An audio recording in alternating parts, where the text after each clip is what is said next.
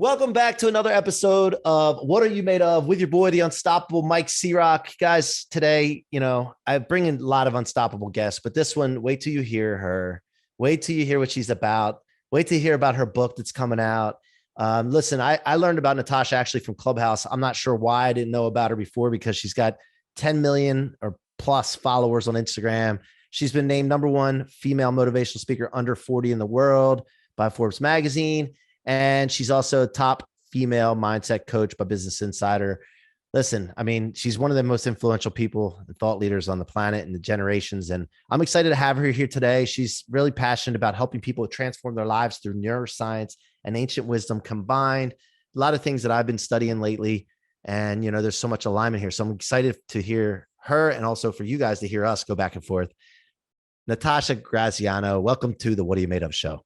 Hello, good morning. Thank you so much for having me. I am so excited to be here. This is something I've looked forward to for ages. And you are just, somebody that I've been excited to connect with more. Everyone knows your voice from Clubhouse. So yeah, I'm excited to dive in. Yeah, well, look, we always start the show, and thank you for that, by the way. We always start the show with the same question to get the show kicked off. It's written on the wall. Everybody has to turn their head sideways, or they can just listen to me ask the question. What are you made of, Natasha? I am made of energy, of unstoppable, unapologetic energy, of energy that is authentic to me and first place to myself. Yeah, and I love that. And I feel that. And I was just in LA this past week and I was working on myself. My son was there working on himself. And we did a lot of events, but we also did a lot of spiritual mind work. And one of the things I said, and I didn't want to say this to this lady, but it was just between us, and I'm going to share it with the world now because I don't give a shit, because I think it's important for everybody to think this way.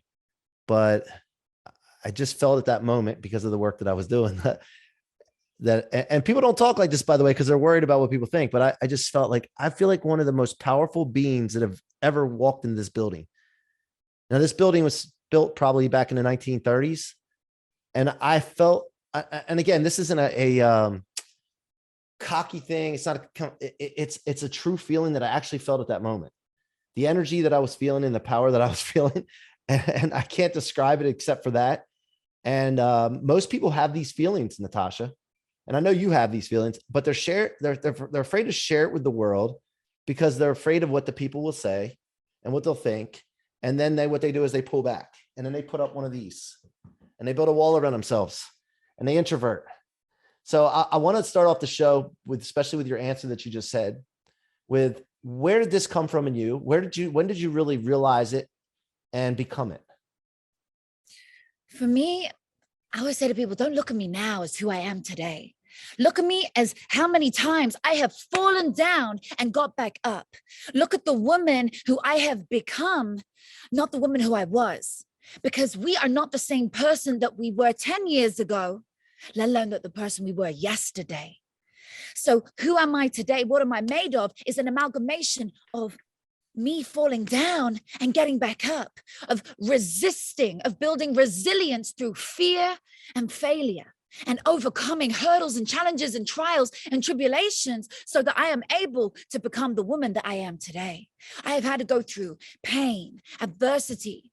It was only in 2018 I found myself homeless on the street. And I remember the night before I went to the street with my son, and I was sitting there in this apartment, I guess you call it like a condo. And I knew at 11 o'clock the next morning, we were checking out of that place and we didn't have anywhere to go. Most people at least have something lined up, even if it were your friend's couch. I didn't even have that. I didn't have anything lined up. I pushed the world away so far. I had got into such a bad place, a guilt complex. I'd gotten myself in such a rut that I'd pushed the world away. And in that moment, I remember crying, deeply emotional, watching my son fall asleep, thinking, what am I going to say? What am I going to do? How am I going to explain to this young little boy, like he's a young baby, where we're going tomorrow, what we're doing when we wake up? why am I packing all his toys? And he's watching me, like looking at me, trying to take them back out the black bag. And he's like, what are you doing? I can't say it. What are you doing? But he's looking at me like, what, mama? Like trying to take them. He doesn't understand. And I just remember thinking, what have I done to get to this place? How have I ruined my life so badly to the point that I now have nothing? I have no one around me. I have no support. And it's just me and my son. And I'm broke. I'm in debt, hundreds of thousands. And I was like, get me out of this. Like, how do I get out of this place? How do I get out of here? But it was from that pain, that adversity. It was from that rock bottom that I was able to realize why I was going through this, to realize why pain was hitting me physically, emotionally, and mentally, spiritually, in every single way, financially. It was hitting me in so many ways, so that I would be forced under pressure, like diamonds are made under pressure. I would be forced under pressure to change and evolve. I would be forced to be somebody different, because if I keep on doing the same thing, I was going to stay on the street, and I was not prepared to stay on the street. I wanted to change. I wanted to evolve. I wanted to get my son out of this mess with me. I wanted to be a role model for him. I wanted to go on and be a role model for the world. And I knew the only way was to change and use the work that I'd been reading, the books I'd studied, and start applying it. And try something different than just feeling sorry for myself and playing the victim all the time. And so from there, my life changed. And I built very fast. I changed my life dramatically, from going on the street, being physically, yeah, we were homeless on the street, I admit that. And we were in a bad place. And when I got out of that, I've never gone back to being that same girl again. And every day I'm working towards being a better person. I'm not there yet. I don't think anybody is, but I'm still working towards her and becoming her every day. So that's what I'm made of. Yeah, man. I love that. So how did you get to that point? Like where did you come from, first of all? So I lived in the UK. I lived in London at the time. I grew up in the UK. I loved my, all of my growing up there. I enjoyed my childhood. When I got into my teens, Wait a minute. Your last name, is that Italian? yeah, I'm part Okay. Italian. Okay. So it's actually Graziano is my marital name. Okay. Okay. It's amazing. I added 3 letters to my name, man. Isn't that good? Just to make it into Graziano. So anyway, in my teens, my late teens, I was sexually abused. I got into drugs at school. By the time I was 18, I thought I got it all out my system. And I hadn't. I dived right back in. No, wait a minute. I got to stop you because, and I know you have a great story and I want to honor that, but you got to understand here, I like to dig, and my audience, I like to ask questions, and my audience is probably thinking. So you don't have to answer any of these, but I just like to ask. And because of the reason I've had to ask this question is because people get into drugs and they think that, oh, I'm just going to smoke some pot. I'm good. And I went through this myself, by the way. That's why I'm asking. So how did it start? Because you don't start by thinking that you're going to get into drugs. You think you're just going to start, let me try that.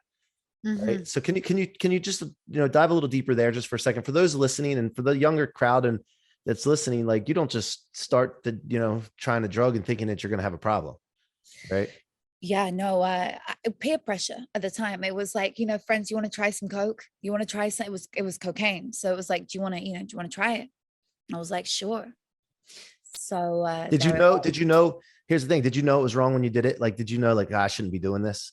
Like, yeah, I knew it was wrong. I had this feeling inside of me saying, like, that voice that just says, don't do this, like, don't do this. And then I had another voice that was like, you don't have an addictive personality, you'll be fine. Yeah. So Yeah. I tried it and I didn't realize how addictive it was. And then I kind of went through phases in my teens of doing it to numb the pain of the sexual abuse I've been through. So I started to do it because it made me feel like I was somebody else for a minute. It made me feel like I was a more arrogant, more like out of this illusion version of me. Like it was a very, it was a very unreal place to be. That's what drugs do. Yeah. So it was a bad place, and the come down was bad. So then I would go on it again. Anyway, I thought I got it out my system by 18 because I wasn't an addict before that. I was just doing it way too much, recreationally to numb the pain instead of working on myself at that point. I read the book The Secret by about 18. Well, 15 I read it, but I was growing my own sort of idea of the world. I didn't want to go to university. I rebelled. I was like, I'm out of here. I'm out. I want to stay in touch with any of my friends. I'm rebelling. They're so nasty to me. I was bullied at school. Like, I want to get out of here. I want to just run. So I ran from my past of just people that I'd grown up with. Mm-hmm. At high school, and then I just set forwards and moved cities. So now I've gone from Oxfordshire. I lived in Oxford, which is a beautiful countryside place, and like a farm. And I moved to London. And when I moved to London, I got into a bad scene. I got into some debt very quickly. I didn't have any money. And I was like, oh, damn, how do I do this? I got into a bad circle, and somebody, an ex-boyfriend of mine, released a sex tape on me.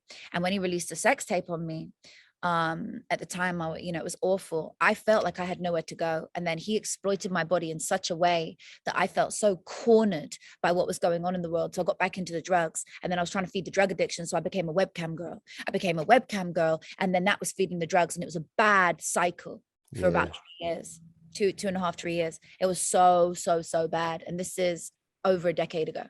So I was just circulating. I was like doing, shit, which was just, and then I got sexually abused again during this whole thing. And then, it was a very, very, very dark phase of my life. But I have to say, if I didn't go through that, I actually know I wouldn't be who I am today. Mm-hmm. I know categorically there is no way I would be the mindset coach I am today, because I'd be like, oh, I had such a beautiful upbringing. I tried a little bit of drugs like you did, and that's okay. There'd be no real story. There's nothing that I can share with you. The reason I'm able to share is because that drug addiction led me to having an autoimmune disease. I believe the autoimmune disease became because I ripped apart my body with drugs. I was so thin. I destroyed my cells. I destroyed myself, my mind, my body, my soul. And I got an autoimmune disease called a hyperactive thyroid. And when I had the hyperactive thyroid, I had that right after my son was born. And it continued, it went a few years ago, but it battled it for a while. And what does that do? Does that make you lose weight or gain weight? Lose weight. So you go real thin. It's the opposite one to hypo. So hyper, you're super shaky. Like you almost, it can affect you mentally as well, which it had started to, which was real sad. It just takes you off the anxiety that comes with really bad. I was on heart medication as well. So you're on medication, heart medication, and you're just trying to control this disease from getting worse in your body. And it's actually invisible to the eye.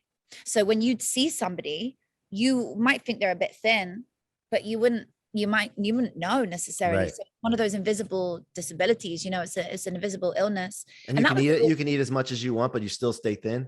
Nothing. And I've always been like that anyway. So I've always been able to, so it was just like, but then you don't want to eat because you're like constantly in a state of panic. So if you imagine panic attacks, I was having 3 of those a day.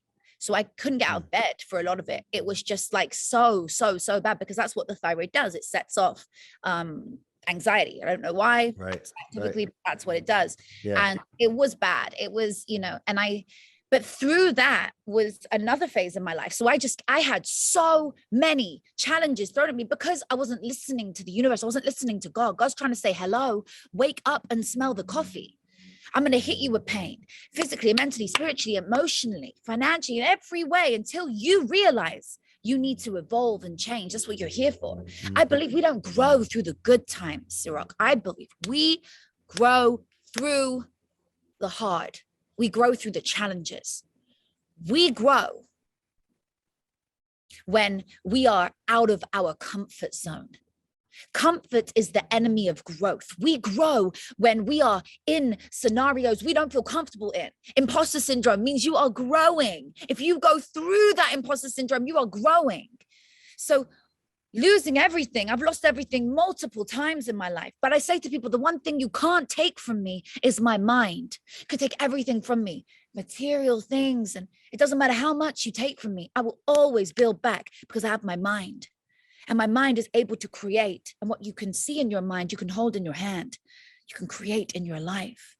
But I first had to work on my limiting beliefs inside of me. I had to work on my self-worth because my worth was so low from my childhood, from being sexually abused, to my body being exploited, to drug addiction, to then being homeless.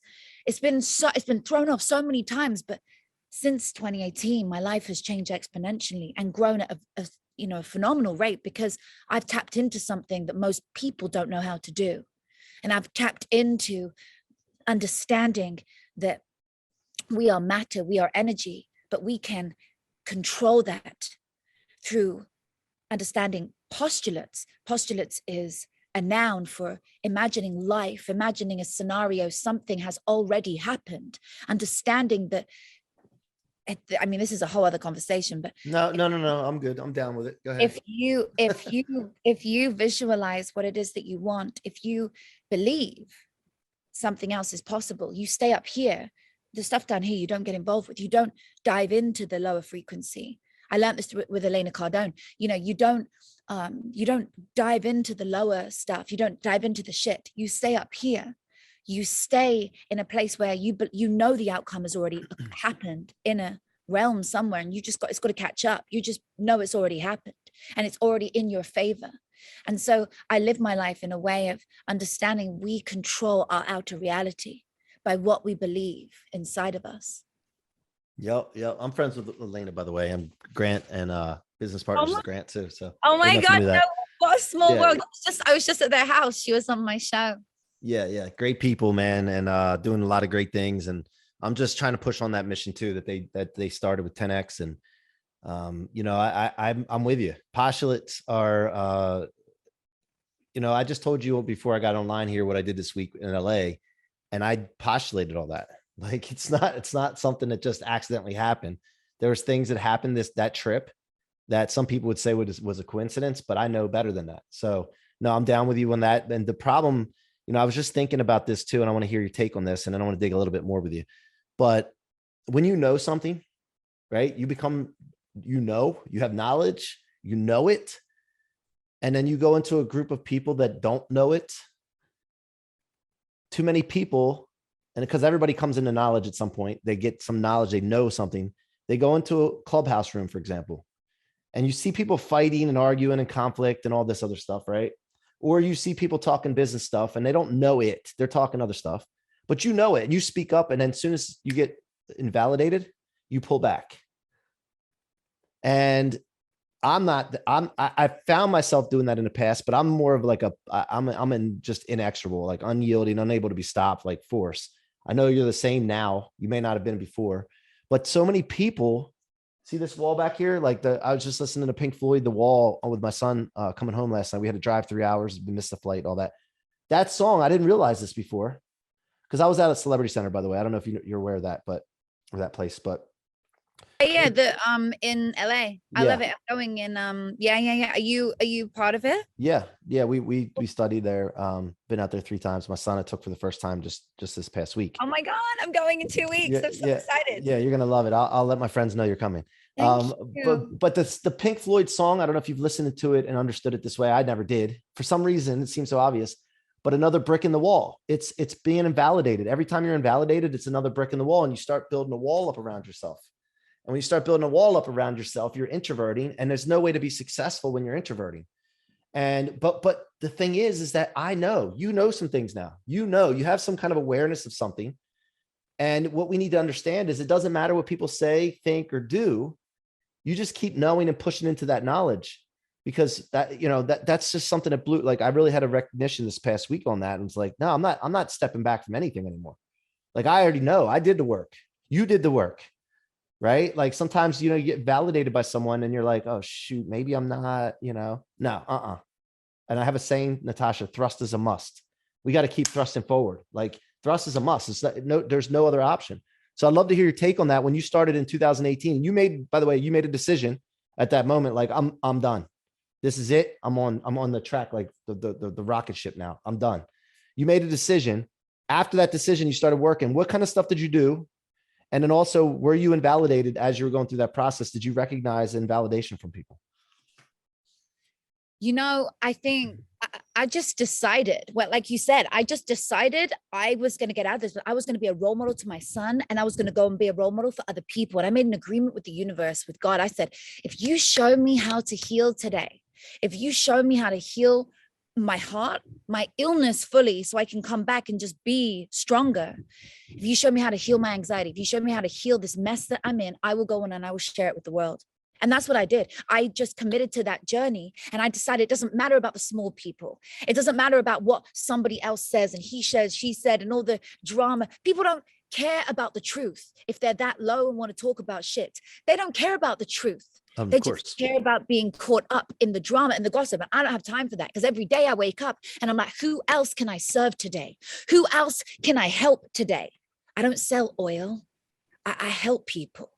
I don't have products like that to sell. I just simply help people every day. I go out there and I help somebody else with my MBS method, my meditational behavioral synchronicity, which I've written all about in my book. You know, it's a process of ancient wisdom in a guided meditation, a neuroscience version, where it's, you go deeper into an altered state of awareness, you go deeper into the alpha and the theta state, and there is where the magic happens. You can rewire your brain. So I show people how I healed. I show people how God showed me to heal. I created that MBS method so that other people can have access to it for free all the time. At any one moment, they can go and do an exercise and feel something different, feel better. You know, they call it 3 years of therapy in 15 minutes. So I don't need other people for validation. I don't want to hear from the small people. I want to hear from the people above me. I'm learning from the people above me. That's where I'm looking for, you know, like people like you, like Mike, give me your opinion. Tell me like what you feel on this. Like, I want to hear those voices. I don't want to hear the voices of the people who haven't achieved anything. Once you've been on Oprah, once you've had a reason to be, like I've been in New York Times twice. I've been in, you know, the cover of Glamour magazine, which is out in July 15th. Let's go. Let's go. Let's go. So I've done some monumental things, and other people have done even bigger than that. Those are the people I want to learn from. But don't come to me when you want to have an opinion. I don't have time for it. But back in 2018, when you made that decision, though, those things happened, and you weren't in the condition that you are now. You weren't in the state that you are now. So do you remember that, though? Yeah, I do. And I remember allowing people to come in, but that's what took me to that place. Allowing the people to come in who didn't have a worthy opinion, who weren't part of the groups or the places that I would want to spend my time. Like, I was studying Kabbalah. I studied it. That really helped me. That led me, you know, to this sort of thing now. So that really helped me. So I'm really into this sort of like just awakening and enlightenment and understanding there's something far greater than us. There's a bigger cause than us. And why do we do it every day? But little voices want to bring you down, and I allowed them to. Little voices want to tell you you're never going to amount to anything. You're never going to be anything. You are a webcam girl. And I was 10 years ago. I wasn't 5 years ago, but they still want to look at it like that. But I've evolved so much, and we all evolve. So I tell people it is a shame that you don't get a chance to know who I am today, and that you still think I'm that person back then. I'm sorry that you don't get to experience the person that I am today. But I'm unapologetic about who I am today, and because I help people. And I know why. Last week I'm on a stage saving someone's life. The week before I'm on stage with Gary Vee. The week before Tony Robbins. I'm on stages with phenomenal people because I'm actually doing something that is helping humanity move the needle forwards. And I will stand for that, you know? So back then when you started on this journey, and for those listening, there's a lot of people that want to help. They have this bigger thing inside them that's pulling them. Where did you start, and where did you start getting press and all that? Like, because you didn't know the game at that time, I'm sure. Like, I know a lot of people don't understand how it all works, but how did you get started with that? Like getting recognition and getting press and all that. Like, where was that started? So once I realized how to build back, I knew that the way to expand was to do social media and press. And these are two really powerful things to accelerate your name, your validity, your credibility, your authority online, right? And so I put small little bits of money, pockets of money that I would get towards a publicist. And I knew someone who gave me a really great deal. So I was able to do something so small and get a massive outcome. And it was really awesome. And that helped me because suddenly I was in Marie Claire, I was in Harper's Bazaar, 5 years ago. Yeah.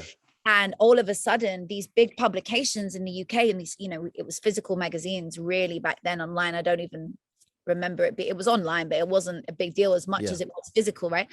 And I remember that being such a big leverage point for me of like, hey, I'm in this, and maybe you'd want me to do this for you. And I was still like doing blogging and stuff online, trying to make money back, trying to get out of debt. But that was what I was making money from. I was being paid for Instagram posts. I was being paid for posts online of me, and I needed to build myself back, but press helped me level up. And Yeah. every post I put up back then was about the words. So it was not about the image. The image was me in the clothes and I tagged the brand, but the Yeah.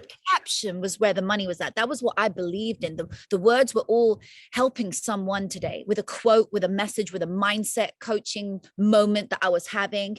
But yeah, I started to recognize how the greats had done it. And I saw if I could copy someone like that, I could follow their path. It's already worked. And that's why I teach people today. I'm doing a results-based program. When I tell you, do it like this, like try this, get yourself your name online, start growing your name, get on, like you're a massive name on Clubhouse. So then that obviously gets you booked for big stages, gets you for this, you know what I mean? You have a massive You podcast. leverage. You know what I mean? So you leverage Yeah. whatever it is. Everyone Yep. has something different to leverage, right? Yep. So use your leverage point. Use whatever that is, whether you've got a big email list, whether you've got a massive network on Twitter, or you have a great Clubhouse room, whatever it is that you have, use that as your leverage point to move forwards. And that will take you to your next thing. And you just use that as, hey, do you want to offer value first to someone before you ask for anything? So you want to speak at this event? Don't just go in and go, I want to speak at this event. Be like, hey, I have a great community on X platform with 500,000 people or 500 people, doesn't matter what it is, you say what it is. And I would love to come speak at your event, because maybe afterwards we can have a VIP room in my space, in my community, for all your guests or for all your things, offer them something. Yep. If you on those stages, find a reason that you should be. Yep. So 2 things as we wind down, and I appreciate your time. You're full of energy. I love it. I mean, there's not many people that can hang with me in an energy field, and I'm actually lower today because of the travel yesterday. I'm actually pushing extra, but you're filling in the gap for me. I really appreciate that. 2 things while we wind down. Your book. Can you talk about your book and where people can find it? Amazing. So Be It Till You Become It is my 3rd book I'm like a part of, but for me, this is my real baby. This is like number 1 for me, because it's my gift to the world. It's the law of attraction explained through neuroscience and ancient wisdom. Be it until you become it. I never liked fake it till you make it. I never liked it when people would say, fake it till you make it. I'm like, no, babe, I'm authentic to myself. People thrive on your authenticity. Mm-hmm. Your authenticity is what sells people. It's what makes them want to like you, work with you, buy from you, be a part of your thing. So this is literally about authenticity. It's about becoming that version of you, not being shamed by who you've been, and not allowing your past to dictate who you're going to be. It's a 12-step process into how to become the billionaire self that you deserve to be, or the multi-millionaire self that you strive to be, or the healthier version, the more happy version, more confident version. And it's out August 2nd. And August 2nd, then can they pre-order? Oh yeah. If you go to beituntilyoubecomeit.com, I'll give you the tag here.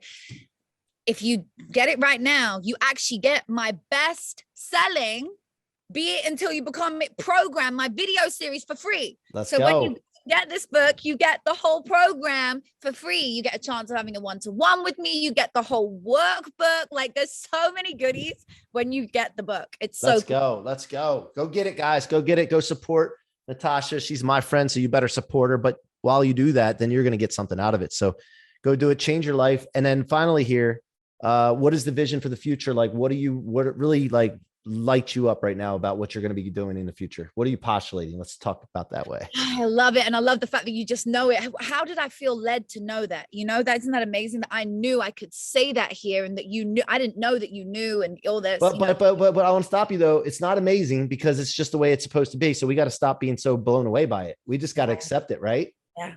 Like I used to say that, man, I can't believe this. And then I'm like having trouble believing more things. So like, let's just live this. This is normal for us. It's normal. I know. That's right? Amazing. So here we are. And it's like, yeah, in normality. What was your question? What's the vision for you? What do you lit up about? What are you postulating on? I am postulating that everybody that I encounter gets into a better place through my work. I'm postulating that I reach 1 billion people by 2030, December 31st. That's my goal. I'm postulating that my orphanage that I'm putting money towards comes to fruition. It's not there yet. We're only raising the money, right? We're getting the foundations put in place, but it's going to be there. And my dream is that it will be there before 2023. So we are putting towards that. That's a goal for me, that it will be, or by the end of 2023. I think I said by the end. I'm giving myself grace because there's a lot of stuff that goes into it. But, you know, I want to help children. I want to help kids who aren't fortunate to have what our children have. And I love it, man. Well, look, I add another little thing. Put in there by the end of 2023 or sooner. Add that to it.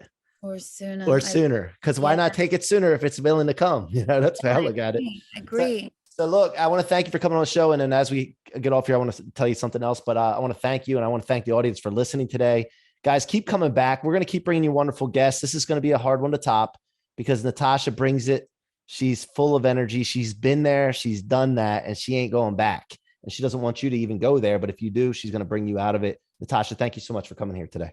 Thank you so much. Can't wait to have you on my show. Let's go. Let's get it set up. Okay, guys, until next time, make sure you be unstoppable.